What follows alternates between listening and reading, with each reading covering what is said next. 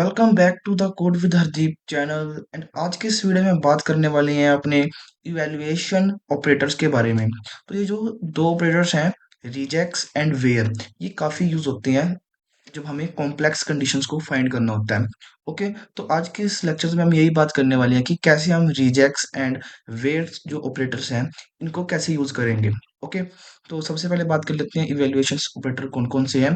तो यहाँ पर जो मेन ऑपरेटर है इवैल्यूएशंस, वो दो होते हैं, रिजेक्ट्स एंड वेयर। तो यहाँ पर ये रिजेक्ट्स क्या कहते हैं? Allows the use of regular expressions when evaluating fields value.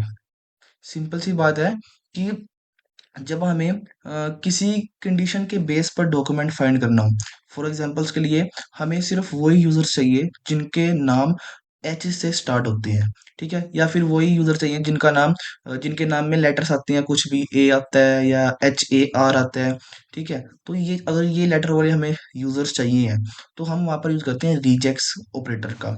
Okay, यहाँ पर सिंपल सी बात है कि जो वेयर ऑपरेटर है ये तब यूज किया जाता है जब हमें कॉम्प्लेक्स कंडीशंस को फाइंड करना हो। जो सिंपल सी बात है कि जब नॉर्मल ऑपरेटर से कोई चीज सोल्व ना हो रही हो तो वहां पर हम यूज करते हैं वेयर ऑपरेटर का। ठीक है, जो वेयर इवैल्यूएशन ऑपरेटर होती है, इससे हम कॉम्प्लेक्स कंडीशंस को इजीली सॉल्व कर सकते हैं। कुछ ऐसी कंडीशंस होती है जो नॉर्मल ऑपरेटर ग्रेटर देन हो गया, लेस देन हो गया, इनका यूज करके नहीं सोल्व की जा सकती। ठीक है, तो उसको ओवरकम करने के लिए हमने यूज किया है वेयर ऑपरेटर का। ओके, तो अब इनको हम वन बाय वन करके प्रैक्टिकल समझते हैं, बिल्कुल इजी है, रिजेक्ट्स एंड वेयर। ओके, तो जब हम इसे प्रैक्टिकल करेंगे ना तो हमें और इजी समझ में आ जाएगा कि रिजेक्ट्स एंड वेयर काम कैसे करते हैं। तो अपने मोंगोडीबी कंपास पे चलते हैं, हमारे पास ई कॉमर्स वाला जो डेटाबेस हम यूज कर रहे हैं। ओके, और इसके अंदर कॉन्टैक्ट, ऑर्डर, पोस्ट, ठीक है, ये सारे हैं। तो इसको मोंगो शेल में ओपन कर लेते हैं एंड यहाँ पर करते हैं यूज ई कॉमर्स। ठीक है, तो अब यहाँ पर हम किसका यूज करेंगे? तो हम यहाँ पर चलते हैं अपने कॉन्टैक्ट वाले के पास। हम यहाँ पर कॉन्टैक्ट को यूज करेंगे। सबसे पहले सारे कॉन्टैक्ट की लिस्ट निकाल लेते हैं, DB dot contacts dot find. तो यहाँ पर क्या हमारे पास सारे कॉन्टैक्ट्स हैं जिनका नाम है, और ये सारे इसके नाम है अमित, अमित, इलाइस, बोब। ठीक है, तो अब इनके ऊपर ही हम यूज करने वाले हैं अपने रिजेक्ट्स को। ठीक है, तो रिजेक्ट्स लिखते हैं। कैसे लिखेंगे इसको हम समझते हैं। सबसे पहले DB, जो हमारा डेटाबेस है, कलेक्शन का नाम, कलेक्शन कौन सी यूज करेंगे हम यहाँ पर? कॉन्टैक्ट्स, जिसके अंदर हमारे सारे कॉन्टैक्ट्स पड़े हैं। ओके, तो यहाँ पर लिखेंगे फाइंड। इस फाइंड के अंदर करली ब्रैकेट, करली ब्रैकेट, नेम। तो हमने नेम निकालनी है, ठीक है। अब यहाँ हम लिखेंगे रिजेक्ट्स। हम कौन से नेम फाइंड करना चाहते हैं? जिनका नेम ए से स्टार्ट होता हो या फिर जिनके नाम में ए लेटर आता हो। ओके, फॉर एग्जांपल्स के लिए ए। ठीक है, अब जैसे ही मैं एंटर करता हूँ तो पहले इस क्वेरी का मतलब समझ लेते हैं कि ये क्वेरी क्या फाइंड करने वाली है। ओके, तो देखो यहाँ पर एक DB dot contacts dot find find कर रहे हैं हम। ठीक है, तो हम क्या फाइंड कर रहे हैं? नेम। नेम के बेसिस पर हम कलेक्शन को फाइंड करने वाले हैं या कॉन्टेक्ट्स को फाइंड करने वाले हैं। ओके, तो नेम कॉलन। अब यहाँ पर क्या होगा, जो हमने रिजेक्ट्स लगाया है, ये क्या करेगा कि जिन जिन यूजर का नेम ए से स्टार्ट हो रहा है या फिर ए आ रहा है, जिनके नाम में ए आ रहा है, वो सारे हमें प्रिंट करवा देगा। तो इसको रन करते हैं। तो अब देखो, इसने सारे यूजर्स प्रिंट करा दिया है जो ए से स्टार्ट हो रहे हैं। ओके, तो देखो ए, लाइस, अमित, अमित, लाइस, ये अमित। सिर्फ यहाँ पर एक सिंपल सी बात समझने के लिए जो हमें पता चली है कि देखो, मैं इसको यहाँ से हाईलाइट करता हूँ। यहाँ पर क्या हुआ है कि ये अगर हम सिंपल ऐसे रिजेक्ट्स को यूज करेंगे, रिजेक्ट्स, फिर उसके बाद कोई भी फर्स्ट लेटर दे देंगे, तो अगर उस लेटर से कोई नेम स्टार्ट हो रहा है तो वो हमारे पास प्रिंट हो जाएगा, अदरवाइज हमारे पास कोई आउटपुट शो नहीं होगा। ओके, तो समझ आ गया। अब रिजेक्ट्स को भी तीन टाइप की तरह हम यूज कर सकते हैं। फर्स्ट तो हमने देख लिया। अब ये रिजेक्ट्स क्या करेगा काम? जिनका भी नेम ए से स्टार्ट हो रहा है, ए लेटर से, ठीक है, तो वो हमें प्रिंट करवा देगा। ओके, तो अब रीजस को हम एक और तरीके से हम यूज कर सकते हैं। यहाँ पर लिखेंगे वही सेम क्वेरी। अब इसके आगे हम ये वाला सिंबल लगाएंगे जो सिक्स के ऊपर है, सिक्स के साथ कीबोर्ड की के अंदर सिक्स में, ठीक है। तो शिफ्ट प्लस करेंगे तो हमारे पास आ जाएगा ये कीबोर्ड के ऊपर न्यूमेरिक की जो होती है, वहां पर जो सिक्स न्यूमेरिक है उसको शिफ्ट दबा के लगाना, तो हमारे पास ये सैंपल आ जाएगा। ओके, तो ठीक है, तो अब ये क्या काम करेगा, ये भी कोई कोई ना कोई काम करने वाला है। अब ये क्या काम करने वाला है, देखो, अब हमें यहाँ पर सिर्फ वही यूजर्स दिखेंगे जिनके नाम स्टार्ट ही इससे हो रहा है, AMI से, ठीक है। तो इसको रन करते हैं, तो देखो, अब मेरे पास सिर्फ वही यूजर आए हैं जिनका जो नाम है AMI से स्टार्ट हो रहा है। ओके, अगर मैं खाली ए लिखता तो मेरे पास सारे आ जाते, सिंपल सी बात है।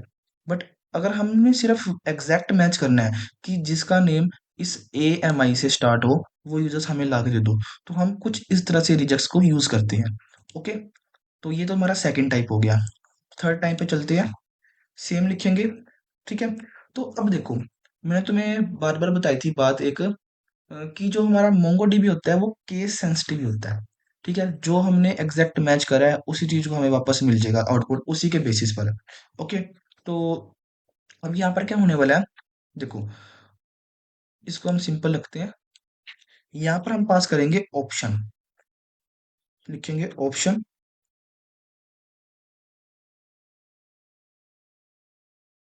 ऑप्शंस। देखो, अब इसके अंदर मैंने क्या करा है कि ऑप्शंस में लगा के आई पास कर दिया है। सबसे पहले मैं तुम्हें इसका आउटपुट दिखाता हूँ। अब मेरे पास जो आउटपुट आने वाला है वो डिफरेंट आने वाला है। तो देखो, अब यहाँ पर सारे अमित अमित आ गई, एक मिनट, यहाँ पर कुछ गड़बड़ हुई है, इसको यहाँ से हटाना पड़ेगा। जो हमने अभी ऑपरेटर यूज करा था ना, ये सैंपल सा। ओके, 1 मिनट, अभी मैं यहाँ से हटाता हूँ। हाँ, अब ठीक है। देखो, अभी यहाँ से क्या हुआ है कि यहाँ पर कोई केस सेंसिटिव मैटर नहीं करता। जैसे ही हम ऑप्शंस के अंदर आई को यूज करेंगे, आई रिप्रेजेंट करता है इन केस सेंसिटिव। मतलब कि अगर तुमने यहाँ पर कोई भी स्ट्रिंग मैच पास कर दी है, ठीक है, उसी के बेसिस पर हमें आउटपुट मिलेगा। अब जिसके लेटर ए से स्टार्ट हो रहे हैं तो हमें मिलते रहेंगे, ठीक है। अगर हम कुछ और भी लिख देंगे, जैसे कुछ भी लिख सकते हैं, जैसे हर लिख रहे हैं, AMI लिख रहे हैं, ठीक है, तो उसके बेसिस पर हमें आउटपुट मिल जाएगा। अगर वो किसी भी लेटर के बीच में मैच होता होगा दिखेगा हमें, तो उसका आउटपुट हमारे पास आ जाएगा, ठीक है। तो ये तीन तरह के होते हैं रिजेक्ट्स। फर्स्ट मैंने तुम्हें बता दिया है, तो मैं तुम्हें फर्स्ट जो हमारा सिंपल है, ठीक है, ये वाला किधर गया, हाँ, ये जो हमारा सिंपल है, ठीक है। और सेकंड मैंने तुम्हें बता दिया ऑपरेटर के साथ, ये रहा, ठीक है, ये जो सैंपल हमने यूज करा है, ठीक है। इससे क्या होगा कि एग्जैक्ट मैचिंग होगी। और जो ये ऑप्शंस वाला है, जो हमारी केस सेंसिटिव मोंगोडीबी के अंदर यूज होती है, वो हट जाती है अगर हम ऑप्शंस के अंदर आई को यूज करते हैं। तो आई होप आपको समझ आ गया होगा ये इवैल्यूएशंस, जिसके अंदर हमने रिजेक्ट्स को अभी यूज करा है, ठीक है। ये क्या करता है, allow the use of regular expressions when evaluating fields value. Okay, ठीक है, तो अभी हम बात करते हैं वेयर की। अब वेयर कंडीशंस भी बहुत अच्छी है, बहुत अच्छी मीन्स कि इजी है, जिसको हमें इतना कॉम्प्लेक्स नहीं लेना पड़ता, ठीक है। तो इसको हम क्लियर करते हैं। तो अब यहाँ पर हम वेयर यूज करने वाले हैं। वेयर के लिए हम कौन सी कलेक्शन को यूज करेंगे, प्रोडक्ट की कलेक्शन को यूज करेंगे जिसके अंदर हमारे सारे प्रोडक्ट पड़े हैं। ओके, तो लिखेंगे dB dot products dot find. सबसे पहले हम सारे की कलेक्शंस निकाल लेते हैं। तो ये हमारे पास सारे प्रोडक्ट पड़े हैं डीबी बेस प्रोडक्ट कलेक्शंस के अंदर। ओके, तो अब इसके ऊपर हम क्वेरीज रन करते हैं। तो यहाँ पर लिखेंगे डीबी डॉट प्रोडक्ट फाइंड, ठीक है। तो अब इसके अंदर हमने क्वेरी रन करनी है, कौन सी, अपनी वेयर वाली। तो अब यहाँ पर लिखेंगे हम where,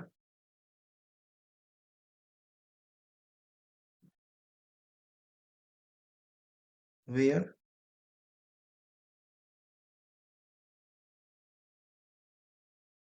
this dot price greater than का ये सैंपल है, ग्रेटर देन का। अभी मैं तुम्हें इस क्वेरी के बारे में पूरी जानकारी देने वाला हूँ, सो डोंट वरी। अगर कोई चीज़ आपको कॉम्प्लेक्स लग रही है, ठीक है, तो जैसे मैं एंटर करता हूँ मेरे पास कुछ आउटपुट आने वाला है, ठीक है। तो सबसे पहले हम क्वेरी को समझेंगे, उसके बाद हम आउटपुट के ऊपर चलेंगे। तो इस क्वेरी को मैं हाईलाइट करता हूँ यहाँ से। तो इस क्वेरी ने क्या करा है काम, देखो यहाँ पर क्या हुआ है, हमने वेयर कंडीशन को यूज करा है। वेयर कंडीशन क्या काम करती है कि मैंने तुम्हें बताया वेयर कंडीशन क्या काम करती है। देखो यहाँ पर लिखा हुआ है ना, use a JavaScript expression to match document, मतलब कि कंडीशन के बेसिस पर डॉक्यूमेंट को मैच करेगी। अब ये क्वेरी क्या बोल रही है कि this dot price greater then 7999। Simple सा बात है कि ये जो क्वेरी है वो प्रोडक्ट रिटर्न करेगी जिनका प्राइस 799 से ग्रेटर देन है।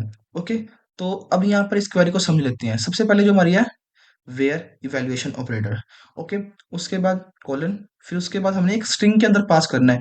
एक बात याद रखना, ये वाले जो ऑपरेटर्स हैं, ये जो हमने वेयर के बाद अगर हमने कोई कंडीशन देनी है वो स्ट्रिंग में देनी है। अगर हम स्ट्रिंग में नहीं देंगे तो हमारे पास एरर आएगा। ओके, तो यहाँ पर लिखा है this dot price, this dot price greater then 799। Okay, वैसे ये सिंपल से भी हो सकता था अगर हम जीटी का यूज करते, बट तुम यहाँ पर देखो, हाँ यहाँ पर हमने कुछ चीज नहीं ज्यादा नहीं लिखी। अगर हमने किसी का नेम नहीं पास करा किसी प्रोडक्ट का, ठीक है, और कोई भी एंड ऑपरेटर नहीं यूज करा, कोई और ऑपरेटर नहीं यूज करा, सीधा कंडीशन लगाई वेयर, ठीक है। तो अब यहाँ पर दिस क्या काम कर रहा है, ये आपके माइंड में जरूर आ रहा होगा कि वाई यूज दिस, ठीक है। देखो अब ये सारे क्या है, एक ऑब्जेक्ट है। जितने भी हमने प्रोडक्ट कलेक्शन के अंदर रखे हुए हैं ये सारे एक ऑब्जेक्ट है। ओके, तो अब यहाँ पर अगर कुछ ऐसा भी हो सकता है कि हमने डायरेक्ट प्रोजेक्ट ऑब्जेक्ट का नाम रखना पड़ेगा, कि या फिर ऑब्जेक्ट की आईडी देनी पड़ेगी, ठीक है। तो जैसे ये क्वेरी रन होती है ये सारी क्वेरीज को चेक करे, सारे प्रोडक्ट को चेक करेगी कि कौन कौन से ऐसे ऐसे प्रोडक्ट हैं जिनका प्राइस 799 से ज्यादा है, ठीक है। तो यहाँ पर बस यही है कि जो दिस है ये उनके ऑब्जेक्ट है, उनके ऑब्जेक्ट को ले लेता है। सिंपल सी बात है, जो जोन से ऑब्जेक्ट मिलते रहेंगे उसको हमारे प्रिंट कराता है, बस ये है। और कोई यहाँ पर ये दिस काम नहीं कर रहा, ठीक है। अगर आपको जावास्क्रिप्ट तुमने पढ़ी है तो वहां पर भी तुम्हें पता चल गया होगा कि दिस क्या काम करता है, ठीक है। बेसिकली दिस यही है कि यहाँ पर सारे ऑब्जेक्ट को लेके आ रहा है, ठीक है। This this dot price, okay. Price तो सारी प्रोडक्ट के अंदर एक फील्ड है, ठीक है। अब यहाँ पर दिस क्या है, दिस सारे ऑब्जेक्ट को प्रिंट करवा रहा है। ओके, जो जो प्रोजेक्ट 799 से ज्यादा है उनको प्रिंट करवा रहा है, ओके, फाइंड कर रहा है या फिर, ठीक है। समझ आ गया वेयर कंडीशंस कैसे यूज करते हैं। ओके, तो एक रिजेक्ट्स का ऑपरेटर हम यहाँ पर भी यूज करते हैं, रिजेक्ट्स को, ठीक है। तो रिजेक्ट्स को कैसे यूज करेंगे हम यहाँ पर, तो इसको हम करते हैं, देखो सबसे पहले कॉन्टैक्ट की जगह से हम प्रोडक्ट लिखते हैं, प्रोडक्ट्स, ओके। फाइंड नेम, ठीक है। अच्छा यहाँ पर अब की बारी हम नेम नहीं करेंगे, यहाँ पर हम लिखते हैं कैटेगरी, ओके, कैटेगरी।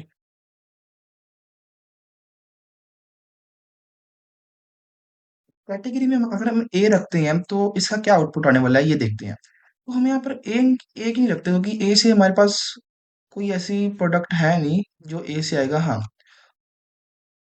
तो हम यहाँ कैटेगरी में रखते हैं ई। जैसे ही मैं एंटर करता हूँ मेरे पास सारे प्रोडक्ट आ जाते हैं। देखो सिर्फ वही प्रोडक्ट आएंगे जिनकी कैटेगरी ई से स्टार्ट हो रखी होगी, ठीक है, या जिनकी कैटेगरी में ई आता होगा। देखो इलेक्ट्रॉनिक, इलेक्ट्रॉनिक, इलेक्ट्रॉनिक, ये इलेक्ट्रॉनिक, इलेक्ट्रॉनिक, इलेक्ट्रॉनिक्स, ठीक है। बट हमारे पास कुछ डिफरेंस वो भी थे जिनकी कैटेगरी, देखो इसके अंदर कैटेगरी लैपटॉप थी। देखो जिसके अंदर कैटेगरी लैपटॉप थी मतलब कि नहीं मैच हो पाया, उसको इसने स्किप कर दिया, ठीक है। जैसे इसके अंदर, हाँ, ठीक है। तो ये था हमारे पास इवैल्यूएशन ऑपरेटर का लेक्चर, ओके। तो ये थे evaluation operators, okay. First is regex and second is where, okay. तो आई होप आपको यार ये वीडियो समझ आ गई होगी, बिल्कुल इजी से समझाया। बस यही मेन मेन यूज है रिजेक्ट्स एंड वेयर का, ओके। रिजेक्ट्स क्या फाइंड करता है कि लेटर के बेसिस पर प्रोडक्ट को फाइंड करके दे देता है। एंड जो वेयर है, जो ये कॉम्प्लेक्स कंडीशंस होती है उनको सोल्व करने में हमारी हेल्प करता है, ओके। तो आप अगर आपको किसी के प्रैक्टिस क्वेश्चन भी चाहिए हैं तो मैं तुम्हें प्रैक्टिस क्वेश्चन भी शेयर कर सकता हूँ। ओके, तो जस्ट कमेंट कर देना, मैं तुम्हें सबके प्रैक्टिस क्वेश्चन शेयर कर दूंगा। वैसे चैट जीपीटी अवेलेबल है, उससे प्रैक्टिस क्वेश्चन बनवाओ। अगर कोई चीज़ ज़्यादा ही नहीं समझ आ रही, कोई टफ लग रही है, देखो अगर तुम बिगिनर हो, एक टफ तो लगेगी लगेगी, 100% शर्त है कि बिगिनर्स को ये प्रॉब्लम फेस करनी पड़ती है। ठीक है, तो प्रॉब्लम से डरना नहीं, उसको सोल्व करने की कोशिश करनी है। अगर तुम्हें आउटपुट भी देखना पड़ रहा है तो डोंट वरी। ठीक है, तो ये था हमारा लेक्चर। आई होप आपको वीडियो अच्छी लगी होगी। वीडियो अगर अच्छी लगी है तो प्लीज़ वीडियो को like share comment and subscribe. मैं मिलता हूँ नेक्स्ट वीडियो में, तब तक के लिए keep coding and keep learning.